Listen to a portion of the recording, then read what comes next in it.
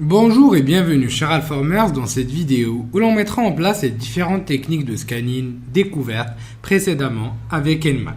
Le premier type de scan qu'on va pouvoir effectuer est le scan UDP. Pour ce, il suffit de pouvoir utiliser la commande Nmap suivie par l'option "s grand U pour UDP. Et à partir de là, nous allons spécifier l'adresse IP de la victime, c'est-à-dire l'adresse IP qu'on veut scanner. À ce moment-là, Nmap va pouvoir effectuer un scan pour rechercher des ports ouverts ou fermés. On peut aussi spécifier les ports spécifiques UDP à analyser. Un autre exemple de scan qu'on va pouvoir effectuer, c'est le TCP SYN scan. Je peux l'effectuer via la commande Nmap-s grand S pour SYN suivi par l'adresse IP de ma victime. À partir de là, je peux spécifier les ports que je souhaite analyser. Par exemple, je prends le port 21, 22, 80 et 80-80 ou 8080.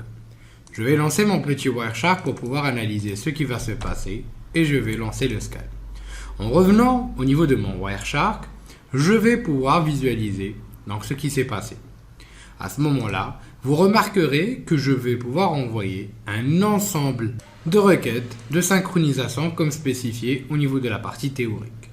À ce moment-là, je peux voir les différentes informations qui ont été envoyées au niveau des ports spécifiques. Donc, c'est-à-dire les différentes requêtes de synchronisation. À ce moment-là, on va principalement avoir comme retour les paquets SYN-ACK si jamais le port est ouvert. Sinon, on va pouvoir récupérer des paquets reset comme ici. Regardez maintenant, par exemple, pour le port 22 qui est ouvert, on a un retour de la victime avec un paquet SYN-ACK. On remarque donc ici les différents paquets de synchronisation qui ont été envoyés au niveau des ports ouverts. Si donc l'on renvoie un paquet de reset et d'acquittement en même temps, cela voudra dire que le port est ouvert comme ici. Sinon, si on reçoit des reset acquittements comme ici, cela voudra dire que le port est fermé.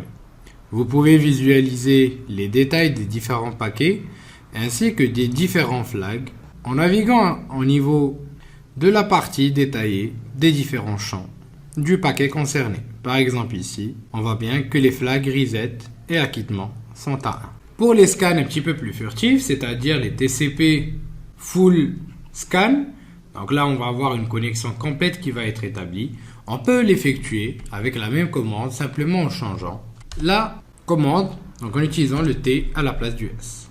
Je vais donc revenir vers ma capture. Donc je vais même en faire une nouvelle pour que ça soit un petit peu plus clean quand même.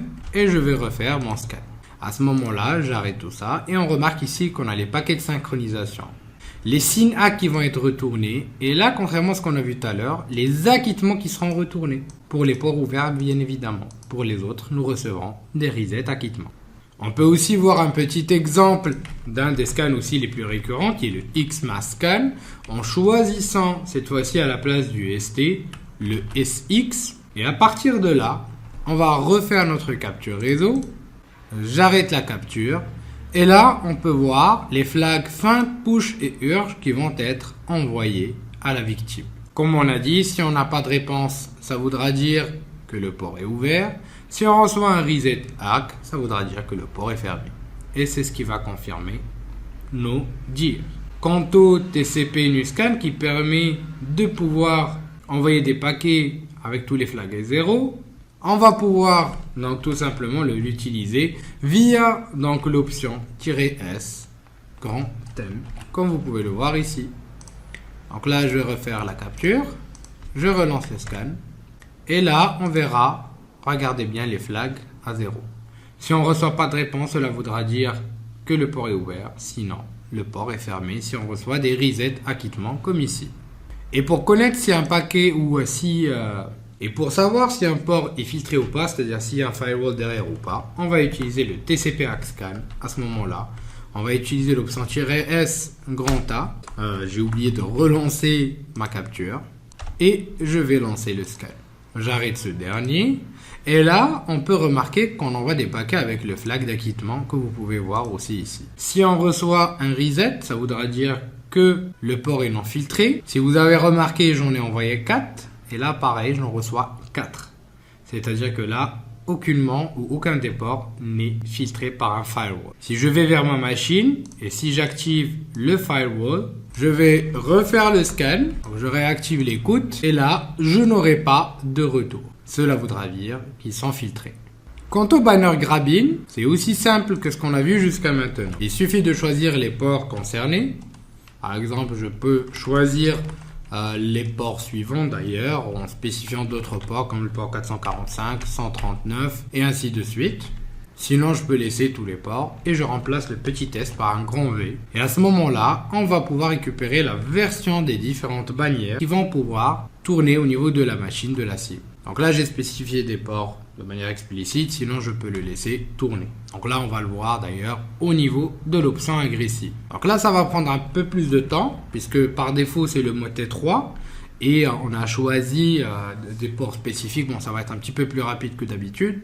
Mais globalement, on peut choisir un mode plus agressif. Donc le mode Full Insane, le T5, où ça ira plus vite.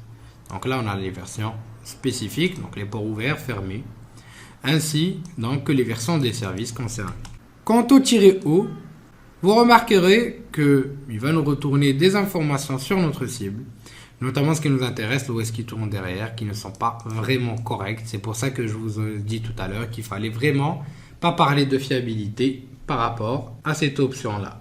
On peut aussi utiliser l'option A, l'agressive, qui va pouvoir activer un ensemble d'éléments, donc les scripts par défaut, l'analyse de service, les traces routes, etc., etc., au niveau de la machine de notre victime. À ce moment-là, c'est un scan qui va prendre un petit peu plus de temps et vous pourrez voir tout ce qui se passe avec Wireshark en détail par rapport à tout ce qui va être envoyé. Donc là, j'ai fait une erreur par rapport à la carte réseau et là, vous verrez que c'est assez bruyant. Je peux aussi rajouter l'option "-SV" ainsi que le "-S grand C" qui va me permettre de pouvoir utiliser les scripts les plus utilisés de manière donc régulière. En rajoutant un "-N" pour éviter la résolution de nom, ça permettra de pouvoir gagner du temps au niveau de mon scan pour en n'utilisant pas de résolution de nom des DNS. Et on va utiliser une sortie en XML, donc je vais le nommer report, donc analysis par exemple, ou report nmap. Donc après, ça dépend des sorties que vous voulez faire. Et là, je vais mettre plutôt l'adresse IP vers la fin, le 192.168.56.101, sachant que vous pouvez même spécifier l'interface à utiliser par nmap avec le "-E". Dans mon cas, je vais choisir les 1 ou le TH1. Et à ce moment-là, je peux choisir des ports spécifiquement. On peut choisir une liste de ports les plus communes. Sinon, vous pouvez choisir explicitement des ports, par exemple, de 1 jusqu'à, allez, on va dire 5000 ou 9000, par exemple. Donc là, c'est un mode plutôt agressif, comme vous pouvez le voir sur le Wireshark derrière. Donc ça tape vraiment de tous les côtés. Donc on a des paquets de synchronisation qui circulent par rapport à tous les ports. Et en fait, on remarque bien que c'est des TCP half scan qui vont pouvoir être effectués. Et au fur et à mesure, on va récupérer les différents résultats concernés. Le "-SC" va permettre aussi de pouvoir exécuter la plupart des scripts les plus courants utilisés et donc exploités dans ce contexte-là. Et là, on récupère le résultat des différents ports ouverts ainsi que des versions des services, mais avec l'option "-SC, on a aussi des détails suite à l'exécution de scripts dédiés à chaque type de protocole détecté. Et c'est ce qui va être le plus intéressant dans ce contexte-là, comme vous pouvez le voir ici avec des informations extrêmement intéressantes qu'on va pouvoir exploiter au mieux par la suite. Merci et à la prochaine vidéo sur Alpha.